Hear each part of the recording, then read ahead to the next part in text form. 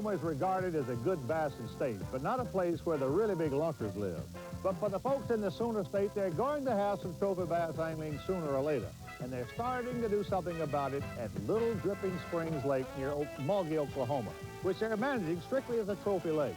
Take a trip down there with us as pro basser Ken Cook, a former fisheries biologist from Oklahoma, and Chuck Roberts of the Bassmasters visit Dripping Springs. You'll be surprised at what you're going to see. And I'm Ray Scott for the Bassmasters, and don't go away. We'll be right back.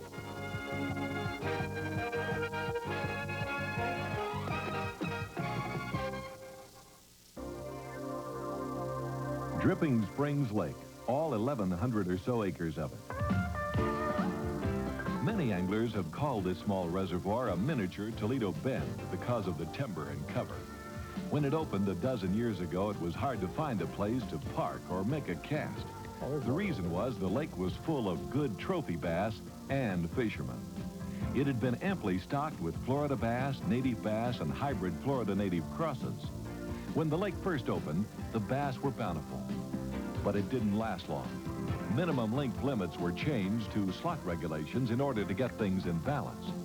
There was an extended drawdown to work on the dam, and the crowds thinned, as did the fishing.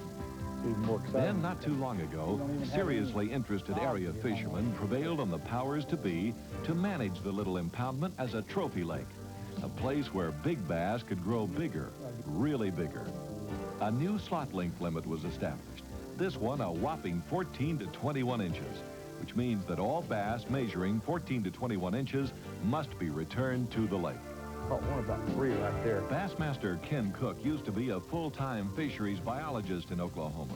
That was before he won a $100,000 BASS tournament and turned full-time pro. But he still lives in and fishes Oklahoma regularly, as does Chuck Roberts. And both of them are well aware of what it's going to take to make this a great lake someday. That's not all that little. No, he's not. He looked little. He isn't, though. He wants to go in the other bush for some reason. Huh? He wants to go in the other bush. I saw it. Of course, that's probably because there was 5 or 6 of them between here and there. That's $1 on the first one, ain't it? I think I just lost. I think I just Look, lost. he was buried in that stuff. That's what you'd expect, I guess. Deep in it, wasn't he? Okay, he's been caught before. That's some of the benefits of catch and release. See, that fish has been caught within the last few days right there. Right almost where I caught him the first or the second time. That's one of them in the slot right there. Yeah, that's another benefit of that slot length. You know, this fish probably been caught last week and turned loose, and I'm going to turn him loose so somebody can catch him again. It's a female. I see she's been on the bed looking at her vent. She's probably right, maybe right on the bed right there behind that bush where I caught her at. How much growth will you get out of that fish, say, next year? Well, from the looks of things, it's hard to just guess about an individual fish, and we deal with averages in fishery. But I'd say that fish probably would weigh about 2 1/4 now, probably weigh about 3 to 3.5 pounds next year, assuming. She's right in the time of her life when she should grow very fast. So, you know, she should really put on a lot of weight now that she's got the capability to be a very effective, predator. A lot of food here, so she should grow well. Let's put her back and let her do that, all right? Do it. Catch one of them that size last year. Bye-bye. And this, too, is what catch and release is about. Got him. Good fish. Buddy. Yes, he is a running, too. Good fish. Big fish. All right. Good grief. Ooh, yeah. He's bad. Get him out there. Well, I got him in the good stuff now. Yeah, that one. That's fun. Look at this. Huh? Look at this. Look at how he ate that thing. Boy, that thing is Yeah, bad, it isn't it? couldn't have been in 6 No. inches of water. I saw the water flying. You can't get the boat through it. No way. He hit the bait through water, and he was coming at me so fast I couldn't hardly catch up. Where's that thing That weigh? is a nice fish. Better than 5. Only about 5 1/2. He's probably just under the slot. Yeah. 14.21. Yeah, I don't think that fish will quite make 21 inches. He's nice fish. Boy, I tell you what. See, that's something Got about my that nickel's slot. worth on that one, you know. Start having to throw back 5 1/2 Yeah. pound fish. Now, they get your attention, doesn't it? He wasn't going to get loose, I can tell you that. He ate that He does. spinnerbait. now. Ate it good, didn't he? It's female. Look, she's about spent. See how Falling down, slim her belly is? There it is. Flat. She's There's pretty well spawned, just a little bit of mucus. There's a couple of eggs left. Ken, you know, on this, on the catch and release, you know, you're going to be putting back so many of these fish, and I'm sure improper handling isn't good for them. How should you release a fish? The best thing is to handle them as little as possible, and of course as gently as possible. You don't want to damage their internal organs by banging them on the boat or on the side of the boat. I don't like to use a net. You know, I noticed I hand-landed the fish to try to touch the fish around the mouth. Try not to damage it, you know, the mucous membranes around them any more than necessary. Keep it out of the water as little as possible, and then put the fish back, you know, in a gentle way. I like to just give them down, give them a chance to kind of revive a little bit. Swim away, just like that one did. Just go back and somebody can catch it again. That was a beautiful fish. Yeah. Ken, what will that fish weigh next year? Oh, I don't know. That fish could weigh 8 next year. I don't know what it weighed now, but it was over 5. I want another one like that. Another one. The time is April. Some of the bass have spawned, others are in different stages of the spring ritual as the weather changes almost hourly. From clouds and cold north winds to sudden sunshine and warmth. Before Ken Cook joined the ranks of professional bass angling, his job as a fisheries biologist for the state of Oklahoma was managing lakes like Dripping Springs. And fisheries management is more than just setting limits by guessing.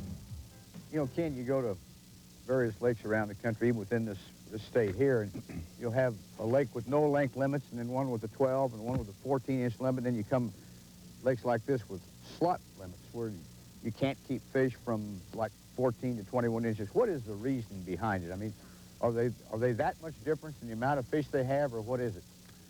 Well, Chuck, each lake is different around the country, and each lake needs to be managed on its own merit, you know, the merit of its own fish populations. And yes, there is a lot of difference between in those fish population parameters, and some lakes a minimum length size will actually be detrimental to the population. That's what it was started on this lake when it was impounded and stocked. At first, they put a 14-inch minimum length limit on it, and through a combination of heavy fishing pressure and harvest of those fish over 14 inches, and adequate recruitment, you know, big recruitment numbers, which a lot of small fish added to the population, you ended up with a population of bass that was dominated by too many small fish, which then couldn't grow past 11, 12, 13 inches. And so the solution was at first a slot or protected length range limit, protected slot from 12 to 15 inches, which worked pretty good. They eliminated a lot of the smaller fish and got the fish population back in some balance. And then the residents of the, wow, that felt good, residents of the community decided they wanted to produce a trophy fishery if they could, and so they requested the Wildlife Department to institute a 14 to 21 inch slot limit, which is what we have now here, to try to produce a trophy fish. And that makes it mandatory to turn back any fish, you know, between 14 and 21 inches, and that's a big fish. That's a critter. And but we have to turn back some of those fish with today's fishing pressure in order to produce 10-pounders. And I think that's working because there's been more 10-pounders, I guess, caught here in the last year than any other lake in the state that I'm aware of, at least. So evidently it's working, and with some populations, if the fishermen want that kind of management, then it's possible to do that. It's something, you know, in my opinion, Ken, that not only has to be enforced, but I think it has to be self-enforced by the people fishing it. You know, it's for their own benefit and, you know, fish enjoyment down the line to protect those fish within that slot so they can get some better fishing. Yeah, it was approved by the fishermen in this area, and they wanted it. And it's true that, you know, law enforcement alone can't do it. It has to be, you know, voluntarily, you know, complied with, or it won't work. At least not to its best advantage. I think we will. Although weather changes like Ken and Chuck experienced this trip will always have adverse effects on the fishing, when the bass are dedicated to the spawn, there will be fish caught regardless of conditions. Well, them critters, stay away from there. Who's got who? I don't know, Chuck. Come here, boy. Come here, boy. Come here, look at that. Got me all wet. Well, that sucker's fat now. Feel That's what that you call fish. a chunk. Feel that fish. Golly. You tell me what that fish weighs. That's good. Been close to 7, isn't it? Good solid 6, I'm saying. It's a real fat fish. She hasn't spawned out much yet. That's a pretty fish. Golly. Quality fish. That's what, you know, in fisheries managers' terminology, that's what's called a quality fish. Now that probably, what, is that a keeper? Is that 21 inches? I don't know. I don't think I've got a measuring board that'll go that far. Just be We can curious. find out, maybe. Just be curious, you know? No, I don't, but we can guess. Guess at it. We can get within 4 or 5 inches of it anyway. I got two measuring We boards got in two, last let's put them together. Who's that? There we can do it this way. I had one. I don't have it with me. Let's lay it down and try to get on the carpet. That's 18, 19, 20. Nope, that's 20 and a half inches. Okay. Now that's not a keeper. No, Okay? that's not a keeper. That is not a keeper. And that fish is a heavy 6. Oh, yeah. Good fix. No way out. There you go. Oh, is that the second cast you made on that pond? First cast. First Oh, cast. Excuse me very much. Stay tuned as these two anglers keep trying to catch a Dripping Springs keeper. The Bassmasters will be right back. A lot of big bass in Dripping Springs, not all are lunkers. Hey, look at there. Bring him over that stump there. How many stumps are there between here and there? Huh? I said, how That many poor little thing stumps? went airborne. He didn't even have a chance. I'll have to catch about 15 of them to be like a real fish, wouldn't I? Well, I swear, I can't get him unhooked. I'm doing a good job of hooking little ones. That thing never had a chance. Really. He hit where a big one's supposed to be. I see. So I give him my 10-pounder hook set. If you don't set the hook like they're all 10-pounders, then when you do get a 10-pounder, sorry. Even though small, a bass is a bass, and catching's fun. Got him? How good is he? Not real good, but he's Fish, isn't he? all in amongst all them trees. Right out in the midst of them, wasn't he? He is active. I want them little buck bass. They're all about the same, aren't they? Yeah, they are. About the same size. They're just, those are, he's been caught before, too, though. His lip's been ripped. Go back and make babies.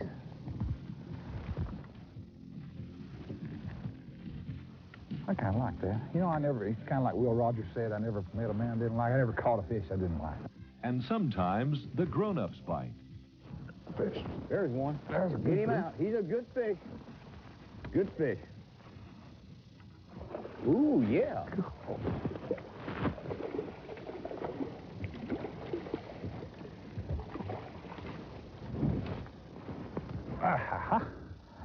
It's that spinnerbait again, isn't it? Told you they'd still hit a spinnerbait. He's fat, too, isn't it? Mm-hmm. Pretty fish.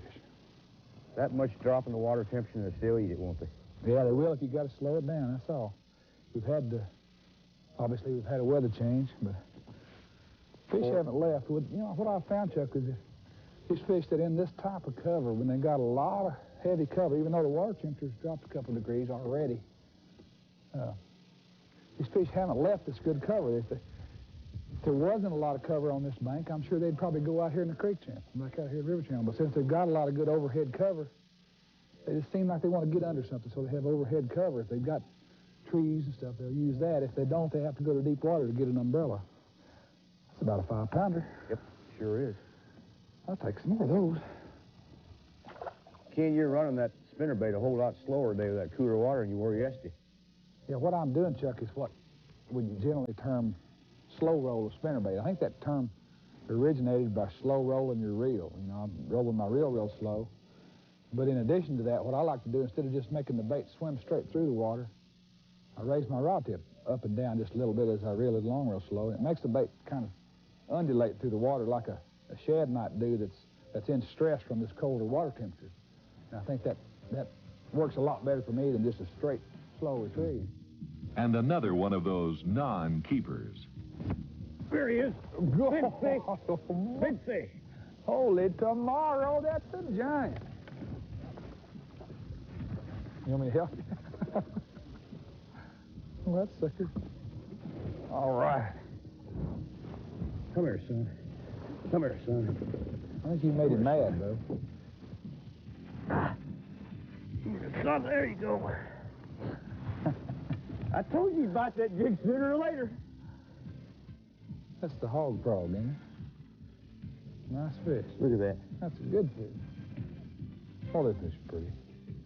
And he just barely scratched it. Just barely scratched it. Well, you know what I just did, don't you? I just put me a big old one of them big old fat pollywog frogs. You got it unhooked yet. One of them big pollywog frogs on my jig. That fish is what, good 6 or better? Looks like about 6 from here. Nice fish. What's pretty fish? Per slot. Unblemished fish. Well, yeah, I'd say it's right in the slot. We can measure it. Want to? We're going to turn it back anyway, but we can see how big it is. We'll have to double measuring board it again. Be kind of fun. Double measuring board that sucker. That's 18. There. That's a long old fish. It's pretty long. That fish might be 21 inches long.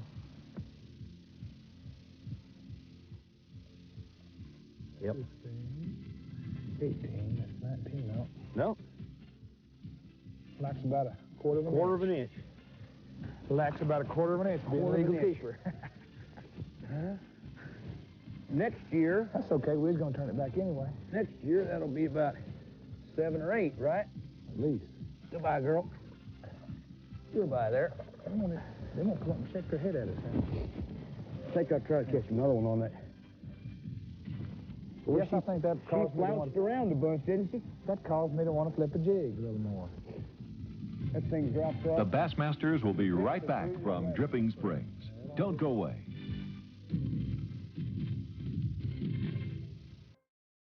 In a fighting mood. Good and two. I ain't real Boy, good. that thing is fast, isn't he? Quickest darn fish I think I ever saw. I thought that fish was bigger than that.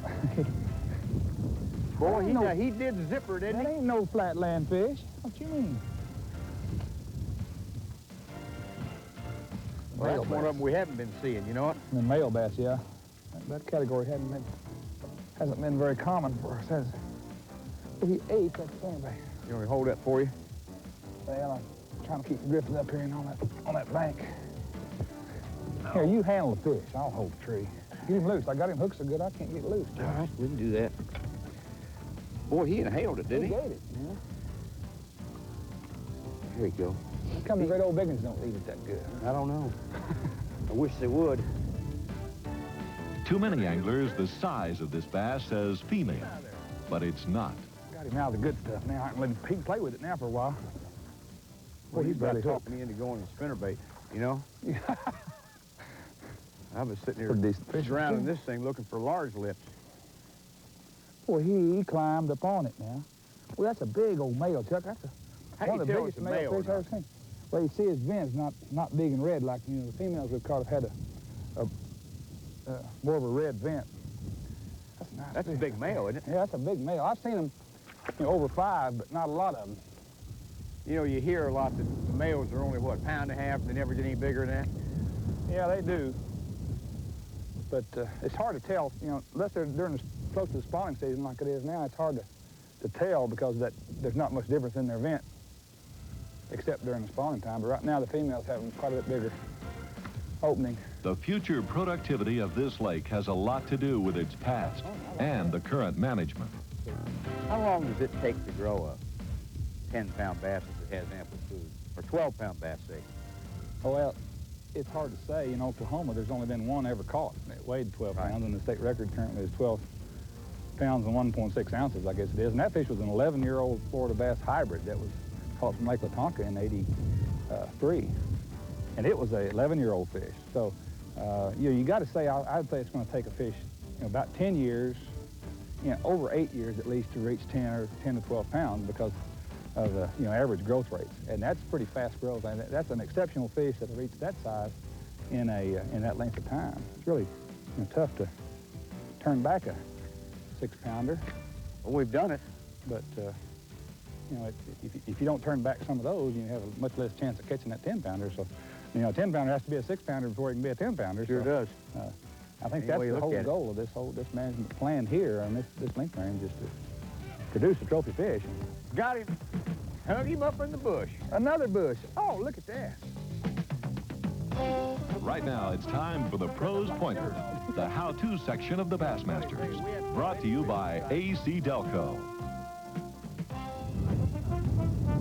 Ken, you know, so many people, when they go to a new lake, one they've never fished, and it's covered up with timber like this and brush piles and everything looks good and great, so many times it's not. What would your advice to people fishing a new lake for the first time be insofar as eliminating the unproductive areas? Well, we'd like for fish to be everywhere. Usually it's not the case. There's usually something that'll concentrate the fish, and usually it's something that's different about the habitat. Now this, obviously, every place here looks good. There ought to be a fish by every stump, it looks like. But if you look at the bottom of the lake, we've used a pH meter to eliminate some water. But if you can also look at the bottom contours, bass relate to edges. So what we're fishing here is an edge of some real shallow water that drops off into deeper water. And bass really like those kind of places where you have an edge. Channel drop with cover on it? Yeah, any change in the environment. If you have a lake with no cover, you know, obviously you're looking for any kind of cover with something different. Here where we have so much cover, you have to look for sub-changes in the irregularities in that cover. Substructure, so that you have any kind of irregularity may have fish.